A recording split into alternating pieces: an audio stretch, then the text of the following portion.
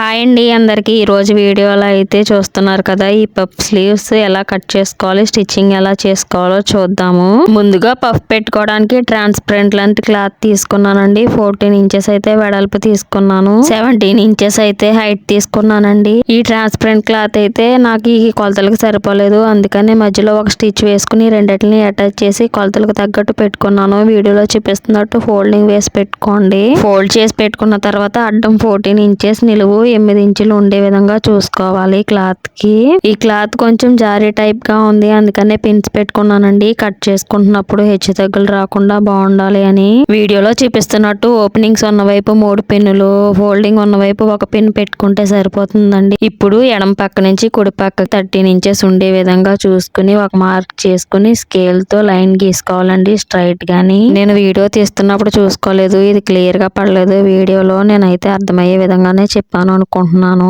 ఇప్పుడు ఎడమ సైడ్ కింద నుంచి పైకి 7 ఇంచులు ఉండే విధంగా ఒక మార్కింగ్ చేసుకోవాలి. తర్వాత ఆపోజిట్ సైడ్ లో లైన్ గీసుకున్నాం కదా, ఆ లైన్ మీదుగా 4 ఇంచెస్ కింద నుంచి పైకి ఉండే విధంగా ఒక మార్క్ చేసుకోవాలండి. ఆ రెండింటిని కలుపుకోవాలి. నేను ఏ విధంగా కలుపుతున్నానో చూసినట్లయితే మీకు అర్థమవుతుంది. అదే విధంగా మీరు కలుపుకుంటే మంచి పఫ్ స్లీవ్స్ అయితే రెడీ అవుతాయి మీకు. రెండింటిని కలుపుతూ మనం మార్క్ చేసుకున్న మార్క్ మీదే కట్ చేసుకోవాలండి. క్లాత్ ని మనం ఆల్రెడీ పిన్స్ పెట్టుకున్నాం కాబట్టి కొంచెం పర్వాలేదు, చూసి స్లోగా కట్ చేసుకోండి. మీరు ఆపోజిట్ సైడ్ లో 1/2 ఇంచ్ ఎందుకు వదిలి కట్ చేసుకుంటున్నామని అనిపించిందా మీకు? ఎందుకంటే అక్కడ హెచ్చు తగ్గులు ఉండకుండా ఉండాలని చెప్పి కట్ చేసుకుంటున్నాం మనము. ఇప్పుడు క్లాత్ కొన్న పిన్ తీసి ఓపెన్ చేసి చూస్తే వీడియోలో చూపిస్తున్నట్టు ఉండాలండి. మిడిల్ లోకి రావాలి మనం వేసుకున్న ఖర్చు అనేది. ఇప్పుడు స్టిచ్చింగ్ చూద్దామండి. ముందుగా మనం రెడీ చేసి పెట్టుకున్న క్లాత్ ని తీసుకుని పైకి ఖర్చు ఉండే విధంగా చూసుకోవాలి. వీడియో చూపిస్తున్న విధంగా తక్కువ ఉన్న సైడ్ ఆపోజిట్ ఉండే విధంగా పెట్టుకొని, ఎక్కువ ఉన్న సైడ్ మిషన్ మీద పెట్టుకొని ఒక స్టిచ్ అయితే వేసుకోవాలండి. వీడియోలో చూపిస్తున్నట్టు కొంచెం స్లోగా పట్టుకుని వేస్తే ముడతలు రాకుండా మంచి నీట్ గా వస్తుందండి. స్టిచ్ కంప్లీట్ అయిన తర్వాత మనం ఎడ్జెస్ ని కట్ చేసుకున్నామంటే సరిపోతుంది. ఇప్పుడు లేస్ అటాచ్ చేసుకోవడానికి మంచి వైపు పైన ఉండే విధంగా స్టిచ్ వేసుకున్నాం కదా, అది కిందకు ఉండే విధంగా చూసుకుని లేస్ పెట్టుకుని మనం స్టిచ్ అయితే వేసుకోవాలండి. ఇది బీడ్స్ లేస్ కాదు కాబట్టి నేను పైన వేసుకుంటున్నాను. ఒకవేళ మీరు బీడ్స్ తో ఉన్న లేస్ వేసుకుంటే అది కింద పెట్టుకుని వేసుకోవాలండి, ఖర్చులు ఉన్న వైపు. ఇప్పుడు హ్యాండ్ కటింగ్ చూసేద్దాము. వీడియోలో చూపిస్తున్నట్టు లైనింగ్ ని ఒక వైపుకి ఫోల్డ్ చేసి పెట్టుకోవాలండి. ఇప్పుడు ఫోల్డ్ చేసిన లైనింగ్ ని ఒకసారి అయితే కొలుచుకుందామండి. 8 ఇంచులు వెడల్పు తీసుకున్నా నేను. ఫోల్డింగ్ ఉన్న వైపు కింద నుంచి పైకి 4 ఇంచెస్ ఉండే విధంగా ఒక మార్క్ అయితే చేసుకున్నాను. ఆపోజిట్ సైడ్ ఓపెన్స్ ఉన్న వైపు కూడా అదే విధంగా మార్క్ చేసుకుని ఒక లైన్ అయితే డ్రా చేసుకున్నానండి. ఇప్పుడు ఓపెన్స్ ఉన్న వైపు డ్రా చేసుకున్న దాని నుంచి 2 ఇంచులు కిందకి మార్క్ చేసుకుని హ్యాండ్ అయితే అందులో డ్రా చేసేసుకున్నాను. వీడియోలో చూపిస్తున్న విధంగా మనం మార్క్ చేసుకున్నట్టు మార్కింగ్ మీద కట్ చేసుకున్నామంటే హ్యాండ్ రెడీ అయిపోతుంది స్టిచ్చింగ్ చేసుకోవడానికి. కట్ చేసేసుకున్న తర్వాత ఎక్స్ట్రా క్లాత్ ని తీసి పక్కన పెట్టుకుని హ్యాండ్ ఒకసారి ఓపెన్ చేసి చూస్తే ఈ విధంగా ఉంటుందండి. ఇప్పుడు లైనింగ్ కట్ చేసుకున్నాం కదా, ఇప్పుడు మెయిన్ ఫ్యాబ్రిక్ కూడా తీసుకుని పెట్టుకున్నాను. దాని మీద లైనింగ్ పెట్టుకుని పర్ఫెక్ట్ గా ఉందా లేదా అని చూసుకుంటున్నాను. మీరు కూడా ఈ విధంగా చెక్ చేసుకోండి. ఇప్పుడు హ్యాండ్ స్టిచ్ చేసుకోవడానికి మంచి వైపు పై వైపుకు ఉండే విధంగా మిషన్ దగ్గర పెట్టుకుని దాని మీద లైనింగ్ పెట్టుకుని స్టిచ్ చేసుకోవాలండి. ఒక స్టిచ్ కంప్లీట్ అయిన తర్వాత దాన్ని ఓపెన్ చేసుకుని వీడియోలో చూపిస్తున్న విధంగా పెట్టుకుని ఖర్చు లైనింగ్ వైపు ఉండే విధంగా చూసుకుని లైటింగ్ మీద ఒక స్టిచ్ వేసుకోవాలండి. తర్వాత హ్యాండ్ ని ఫోల్డ్ చేసుకుని వీడియోలో చూపిస్తున్న విధంగా లైనింగ్ పైకి ఉండే విధంగా మార్క్ చేసుకుని ఒక స్టిచ్ వేసుకుని ఎక్స్ట్రా క్లాత్ ని కట్ చేసేసుకోవాలండి. కట్ చేసేసుకున్న తర్వాత ఎక్స్ట్రా క్లాత్ ని తీసేసుకొని మనం చూసుకున్నట్లయితే హ్యాండ్ వీడియోలో చూపిస్తున్న విధంగా ఉంటుందండి.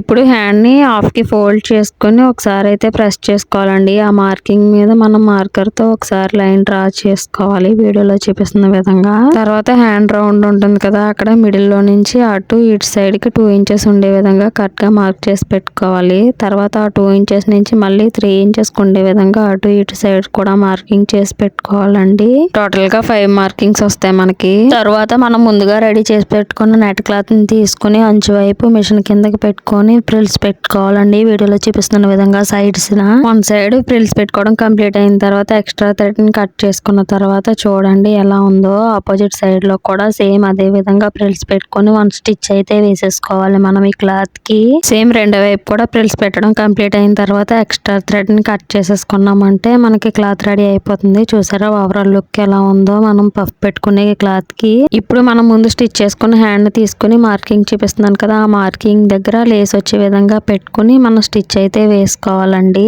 మీరు గమనించినట్లయితే అక్కడ లేస్ పెట్టిన దగ్గర నుంచి మనం స్టిచ్ చేసుకున్న వైపుకి 3 ఇంచెస్ అయితే ఉంటుంది. ఆ 3 ఇంచెస్ లో మనం పెట్టుకున్న ప్రిల్స్ ని అడ్జస్ట్ చేసుకుంటూ స్టిచ్ వేసుకోవాలి. తర్వాత మనకి 2 ఇంచుల గ్యాప్ అయితే ఉంటుంది. ఆ గ్యాప్ లో మనకి పైన ఎక్స్ట్రా క్లాత్ ఉంది కదా, ఆ క్లాత్ ని ప్రిల్స్ పెట్టుకోవాలండి. హ్యాండ్ సగం మార్కింగ్ వచ్చే వరకు ఇటు సైడ్ కి ప్రిల్స్ పెట్టుకుని తర్వాత ఆపోజిట్ సైడ్ కి ప్రిల్స్ పెట్టుకోవడం మొదలు పెట్టుకోవాలండి. వీడియో చూస్తే కొంచెం మీకు క్లియర్ గా అర్థమవుతుంది. అటు ఇటు ఆపోజిట్స్ లో మనం పెట్టే ప్రిల్స్ బట్టే హ్యాండ్స్ లుక్ ఉంటుందండి. ఆ ఎక్స్ట్రా క్లాత్ ని మనం అడ్జస్ట్ చేసుకుంటూ ఆ ప్రిల్స్ అవన్నీ పెట్టుకోవాలి. తర్వాత 3 ఇంచెస్ మార్కింగ్ ఉంటుంది కదా, ఆ మార్కింగ్ లో మనం ముందు ఎలాగ ప్రిల్స్ అయితే అడ్జస్ట్ చేసుకున్నామో అదే విధంగా ఇప్పుడు ఈ క్లాత్ ని కూడా అడ్జస్ట్ చేసుకుంటూ పెట్టుకున్నామంటే మంచి పఫ్ స్లీవ్స్ రెడీ అవుతాయి. స్టిచ్ కంప్లీట్ అయిన తర్వాత పైన ఎక్స్ట్రాగా కనిపించే క్లాత్ ని ఒకసారి కట్ చేసుకున్నామంటే మన పఫ్ స్లీవ్స్ అయితే రెడీ అయిపోతాయి. వీడియోలో చూస్తున్నారు కదా ఎంత బాగుందో.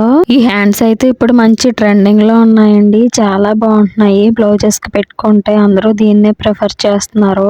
ఈ వీడియోలో అయితే కొంచెం స్మాల్ సైజ్ వాళ్ళకి హ్యాండ్ కొంచెం చిన్నగా వచ్చినా పర్వాలేదు అనుకునే వాళ్ళకి చెప్పానండి. ఇంకా మీకు హ్యాండ్ కొంచెం పొడవు ఉండాలి, పఫ్ ఇంకా ఉండాలి అనుకుంటే చెప్పండి. నెక్స్ట్ ఇంకో వీడియో చేస్తాను. ఈ వీడియో ఎలా అనిపించిందో కామెంట్ చేయండి. నచ్చితే లైక్ చేయండి ఫ్రెండ్స్. సబ్స్క్రైబ్ కూడా చేసుకోండి. హ్యాండ్ కటింగ్ స్టిచ్చింగ్ అయితే కంప్లీట్ అయిపోయింది. ఓవరాల్ లుక్ కూడా చూసారు కదా. ఎక్కడైనా డౌట్ ఉంటే కామెంట్ చేయండి. నేను కామెంట్స్ లో క్లియర్ చేస్తాను. చూడడానికి కొంచెం కష్టంగా ఉంటుంది కానీ క్లాత్ మన దగ్గర ఉన్నట్లయితే ఈ హ్యాండ్ స్టిచ్ చేసుకోవడం చాలా ఈజీ అండి. చాలా ఈజీ అంటే ఈజీ అనమాట. ఈ వీడియో చూస్తూ సింపుల్ గా యూనిక్ డిజైన్ గా మంచి హ్యాండ్స్ అయితే స్టిచ్ చేసేసుకోవచ్చు. మీరు ఒకసారి ట్రై చేసి చూడండి ఎలా వస్తున్నాయి అనేది మీకు కూడా తెలుస్తుంది కదా. ఎవరికైనా కస్టమర్స్ కి ఈ విధంగా కుట్టారంటే మనీ కూడా వస్తుంది. మీకు మంచిగా డిమాండ్ చేయొచ్చు కదా మీరు.